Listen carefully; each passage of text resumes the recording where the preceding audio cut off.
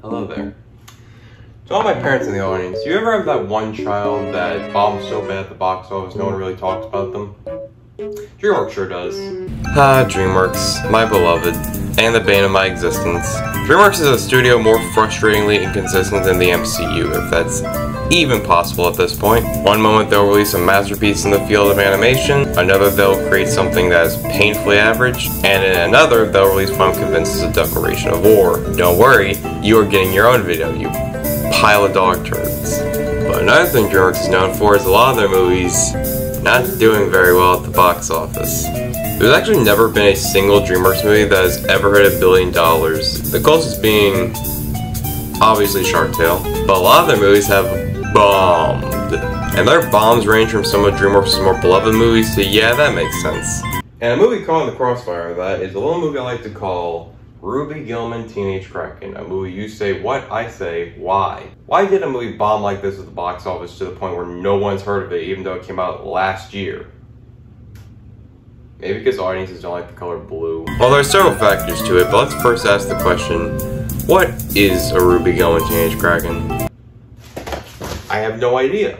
Ruby Gillman Teenage Kraken is a 2023 animated movie from Dreamworks Animation. It was directed by Kirk D'Amico and produced by Kelly Cooney Ciela. This movie has a bit of history behind it. Dreamwriters Brian C. Brown and Elliot de Gasperi pitched the idea of a family of sea monsters living on land to many studios but were turned down. Eventually Dreamworks picked up the idea, and so the project Meet the Gillmans came into development, with Kelly Cooney Ciela joining as producer in 2019 and it being originally directed by Paul Tibbitt and written by Pam Brady. Kirk D'Amico later took over as director, and the movie's title was changed to Ruby Gillman Teenage Kraken. Some inspirations for the movie included John Hughes films and contemporary coming-of-age stories. The film's design was influenced by Octopus Anatomy. Tragically, Nick Lewandowski, one of the artists, passed away before the movie's release, so the film was dedicated to him. And so the movie was released on June 30th, 2023 to crickets. You know how everyone was talking about how movies like Elemental and The Flash and Dial of Destiny were flopping horribly at the box office over the summer? Yeah, well, Ruby Gillman was flopping so bad, no one was talking about this movie.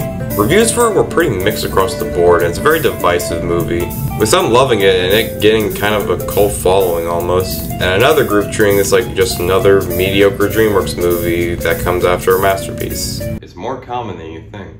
Which leads me into, why did this movie flop? Well, there are many reasons. For one, the marketing. The marketing was really bad. The trailers for this movie made it look so generic. I mean, the movie itself is a bit generic, but this made it look like a Disney Channel original. Alright, maybe it's a bit harsh, but still. Not only did the marketing itself suck, there was barely any marketing to begin with. I saw at most maybe 2 ads for this movie on TV, and besides that, nothing. It's like Dreamworks was actively trying to hide this movie's release.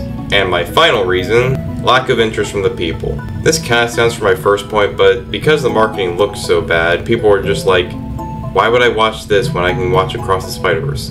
If you're about to answer that question, don't. But let's see if this movie really is as one of the movies of all time as people make it out to be. After the new Dreamworks logo with this very cool transition, we get a narration. Of course you think you know what lies beneath the surface. Ah, but the sea creatures who live there, well, even the ones you have imagined, you've imagined them wrong. Shut up. Can we please stop doing this? You think you know the story, but this is the real story type line of movies. For the love of God. They used it in Robin Hood 2018, they used it in Mulan 2020, and now this. This isn't cool anymore like it was in the 90s, it's just lame. Then we get introduced to our main protagonist, Ruby Gillman, getting ready for school, and we need to talk about the fit here. Where do you live where you need a sweater like this? And also, 0% shoe drip, my god. And then, title card! Then we get a immediately kind of cute little video of Ruby talking about wanting to go to her junior prom, but she can't go because it's on water and Krakens, aka her family, aren't allowed around water. Also, they reference Piano Cat with Puss in Boots. I already love this movie. So she shows her mom the video and it's a no. Can I just say I love the facial animations in this movie? It's so expressive. It's like every new face is a profile picture. What do you think? I had these printed for my big launch party. I don't know why this reminds me so much of Modern Family, but it does, and it gets bonus points for that. Also, this family dynamic and their designs, this is just Mitchell's vs. Machines. And Sam right here is just Dash. Okay, that's my last reference. For now, at least. Yeah, okay. And remember, if anyone asks, We're from Canada. Yeah, that checks out. How could we forget that Ryan Reynolds and Keanu Reeves are secretly blue? So after a near-death experience and... well, look what the tide dragged in. Subtle racism, we get introduced to Ruby's friend group. I don't remember any of their names, so I'm just gonna call them... Kirby, Wednesday, Robbie. Got it, good. Is he playing a yellow switch light? So, all of Ruby's friends are going to the prom without her because of her mom saying no. Yours. What if you don't tell her? Who do you think would win an intellect contest between this guy and Tony Stark? So they convince Ruby to go to the prom without her mom knowing. Any ideas? Maybe I can ask him with something epic. Did she just say epic? Tell me you're chronically online without telling me you're chronically online. So Kirby's in the middle of giving Ruby ideas to ask her crush to the prom when we get introduced to said crush, Connor.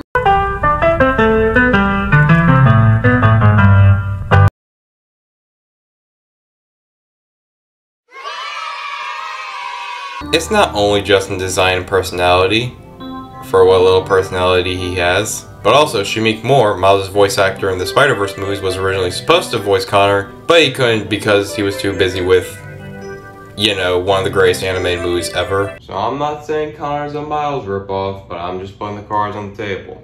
So what we have here is a nerdy protagonist who is socially awkward towards the other gender as an odd group of friends, basically. Stop looking at me like that. Anything for my algebra. You're what now? I mean, bro. Algebra. Like, you're my brother. You're my math brother. You know, I think I like the first one better. Have I mentioned yet how adorable these two are? So in the next scene, we get me when exam week happens. What do you mean I'm projecting? Patriarchal construct. Exactly. Have I mentioned yet how adorable? This is so cute. So how does this go wrong?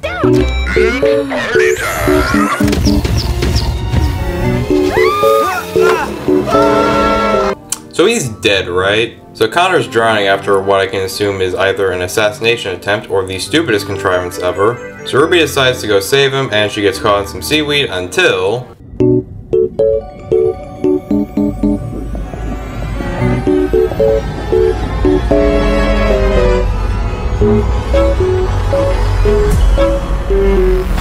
Ooh. Ruby saves Connor and then...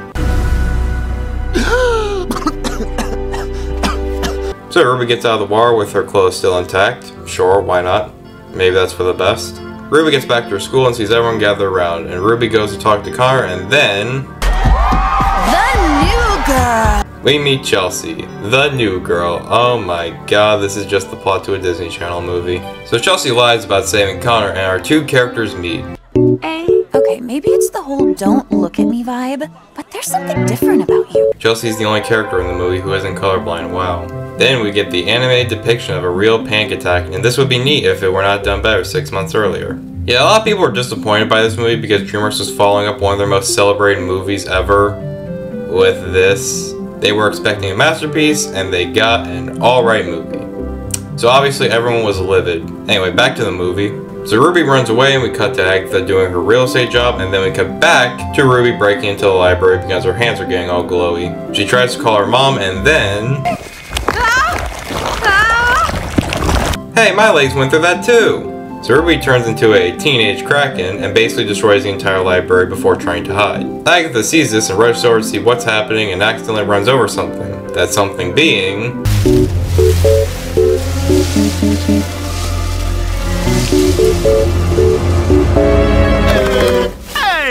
Agatha's brother, Uncle Brill. The best character of the movie. This guy is such a goofball and I love him. So Agatha throws Brill in the car and tries to catch up to Ruby. Movie, you better not tell me no one sees this like a certain other movie. So Agatha finds Ruby behind the lighthouse, and my boy Brill does not deserve half of what happens to him in this movie. You mean Clarence J. Whifferton?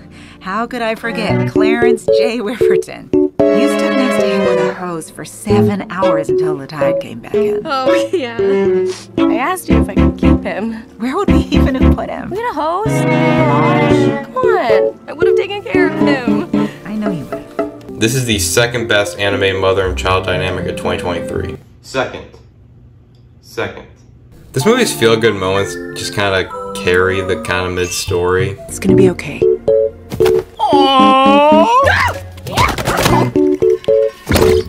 My point! So So they bring back Ruby to the house, and Agatha explains everything. You see, when you went in the ocean, it triggered, it released... The Kraken!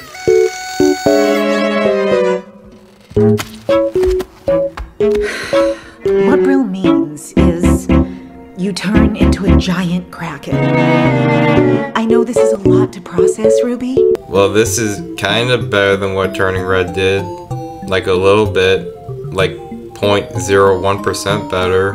No one figures out it was you. We're safe. Your body is going through changes. Think of it as blossoming. Dad. Your tentacles ooze poison? Sam, how's this even happening right now? As long as you stay out of the ocean. Your body is a flower. Bro, any extra eyes?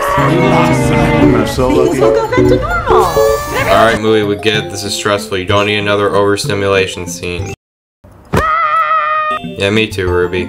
Me too. So Agatha kicks Bro out of the house to deal with stuff on her own, and Ruby talks with...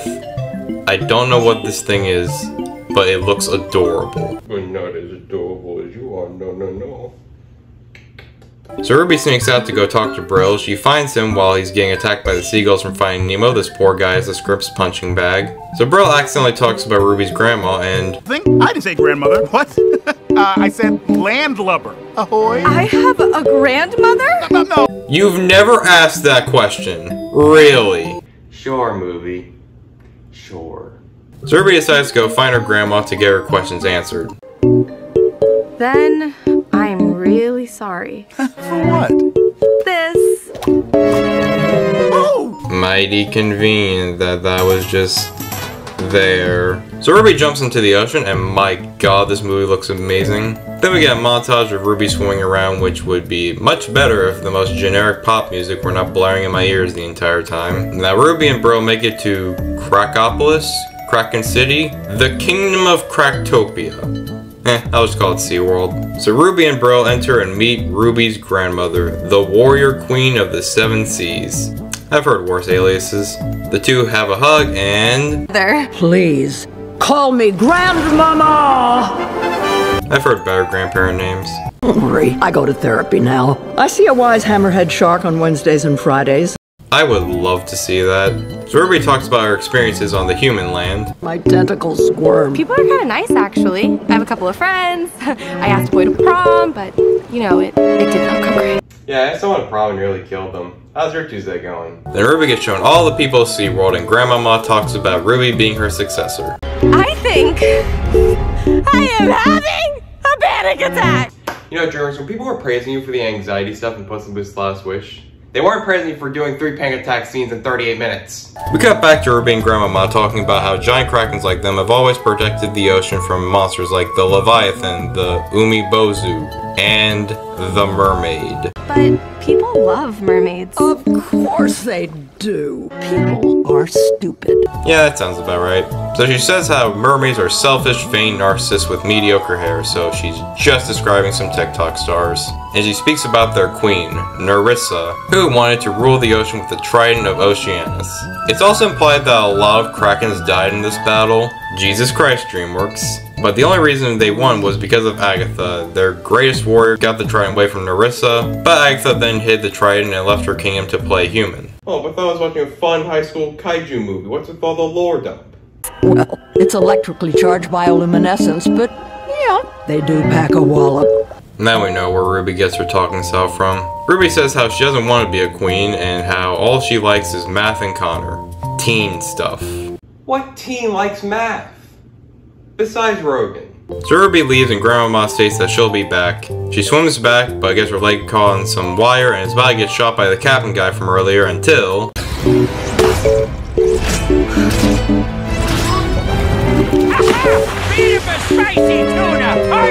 Wait, is that The new girl.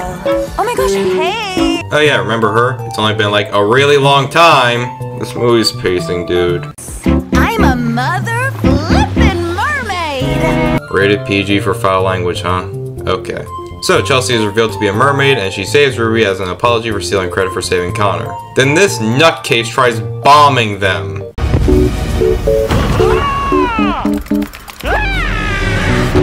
The durability of this man. Okay, I still can't believe you're A 10 with a fin. A fish come true. A mermaid. Can we please stop with the fish puns before I go insane? So Ruby gets home and it cuts to the next day where Ruby tries to act normal. Honey, you've got to stop beating yourself up. Oh, Arthur, I can't believe I didn't tell her any of this sooner. I mean, what was I thinking? Does this count as a midlife crisis?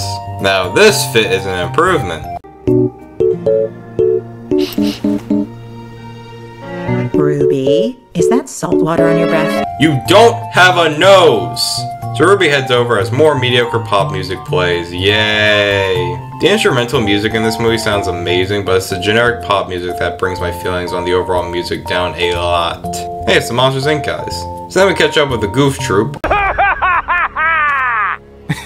Brother, how do you see? So apparently the Captain guy only has 10 subscribers from all this Kraken stuff, so I am so screwed. So on the animated movies that deal with the internet, this gets a solid mid-tier. That would be impressive if the bar were not set so low by the Emoji Movie and Ralph breaks his own franchise. Anyways, Ruby freaks out about the Kraken video game posted online, and I guess this kinda counts as an anxiety scene. So she locks herself in a stall, and then Chelsea and her fans come in. Ruby and Chelsea have a private one-on-one talk. You were here on land one day, and you already fit in. I've been here all of my life, and I still feel like a freak. Yeah, me too. So Ruby talks about wanting to be a normal team, but Chelsea says that her being a Kraken is a good thing. God bless the animation team for animating what using a stress ball looks like. So Chelsea convinces Ruby to have a Super Sea Girl Ditch Day. What would possess someone to write that down in a script? So they skip school to swim around a lot in a admittedly kinda cute montage. Hiding is surviving. That's the Gillman family motto. Mottos are stupid. That's my motto. I'll agree with you there. Then Chelsea talks about her sad anime backstory about leaving the mermaids and being alone at Oceanside, and this could lead to a decent motivation and character arc. Ruby thinks how mermaids and Krakens could make up their differences, and they come up with a plan to get the Triton of Oceanus and prove that there doesn't have to be a war between mermaids and Krakens. Somehow. Then we cut back to Brill showing up back at the Gillman's house, and it's revealed that people are getting more and more suspicious about Krakens being around ever since the library incident. So obviously Agatha decides to get the men and Sam to help the captain hunt the Kraken.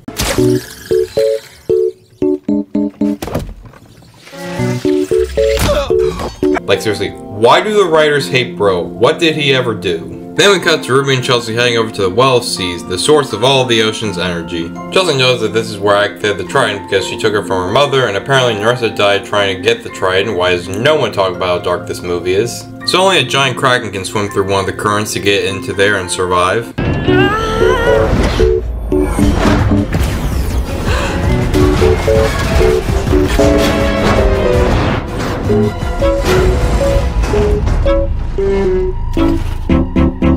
Okay. You know, I can kinda see now why this killed Nerissa. So Ruby goes back to SeaWorld and asks Grandmama how to use her powers. Pew pew pew pew.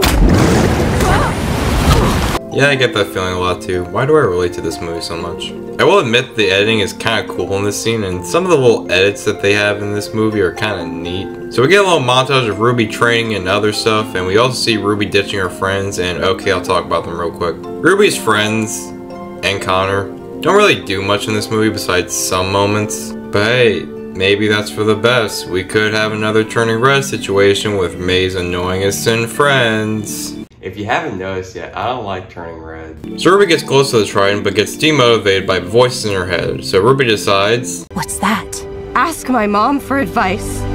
yeah, let's see how that turns out for you. Next, we cut to Arthur seeing Wellerman for some reason. Then we get to see how the boys have been tricking the captain the entire time they've been on course, and wait, this is kinda genius. So we cut to Ruby and Chelsea heading over to Agatha's party, and this goes completely south. Very shocking news, this reveal has rattled me to my core. So Ruby goes Kraken and runs away. No one sees this. No one. So Agatha decides to go talk to her mother while Ruby decides to go get the Triton with Chelsea. Agatha goes to her mother and gets on her case, and we get some very generic bickering until... She made friends with a mermaid. What? Yes, the daughter of the Mermaid Queen. Daughter? Nerissa never had a daughter. That's... odd. So Ruby gets the Triton and brings it to Chelsea. Now overall, besides some issues like some generic pop music and some really dumb moments, this movie's not been half bad so far. I hope it doesn't get ruined by 15 years of waiting to get revenge on your mother. What? What? Dethrone your grandmother and lay waste to the Kraken Kingdom. Chelsea? Oh, there is no Chelsea. I am Nerissa. Okay, so Chelsea wasn't the daughter of Nerissa this entire time. She is Nerissa. You make it so hard to defend you sometimes. Dreamworks, we have moved past the 2010s Disney Pixar twist villain era. We have moved past the Hanses, the Bellwethers, the Callahans, and the Evelyn Devers. But no, we must have a stupid villain twist instead of doing something actually interesting.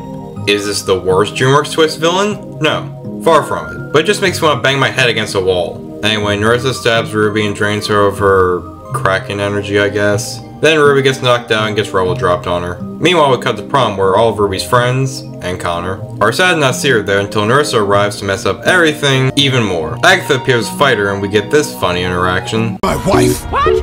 But if she's, and you're her, that means... Please don't kill me, Kraken monster! Pull yourself together, man. We've got a mermaid to hunt. Thanks. I needed that. Best redemption arc ever, truly. Then Grandmama shows up to help and the three fight. Meanwhile, Brill appears to try and help Ruby get out of the rubble. Then we get the average don't give up on yourself speech, yada yada yada. Ruby gets freed by believing in herself and goes to join the fight. Meanwhile, Nerissa is beating Agatha and Grandmama by just throwing them to the side. Cool. Then Ruby makes her Avengers introduction. Stay away from my mother! So Ruby tries getting the trident away from Nerissa but fails and gets stripped.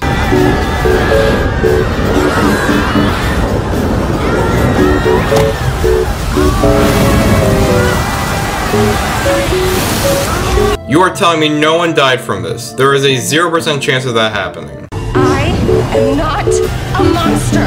I'm a Kraken! Yes, I'm not the monster you are, yada yada. Wait, just grab the trident. You have the chance, just get it. So Ruby convinces Agatha and Grandma that they all have to laser eye the trident because math or something. So they all join to create the ultimate Kamehameha blast, and just like that, the trident is destroyed. So the Krakens stand proud and Chelsea gets put in a cage. Please, please, please, please. I'm not evil. I'm just pretty and misunderstood. Nah, I'm not trying to kill you. I'm just making eggs. So the three Krakens make up, Ruby is allowed to go to the prom, and my boy gets a happy ending. Oh, I've waited 15 years for this. And I've been waiting 79 minutes for this. So Ruby arrives at the prom and gets a magic dress. This is some actual Cinderella crap. Ruby makes up with her friends and then... Whoa! Let's dance. Have I met? You know, this is one of the better Dreamworks dance party finales. I said one of the better ones. I never said good. So we get a little wrap-up scene.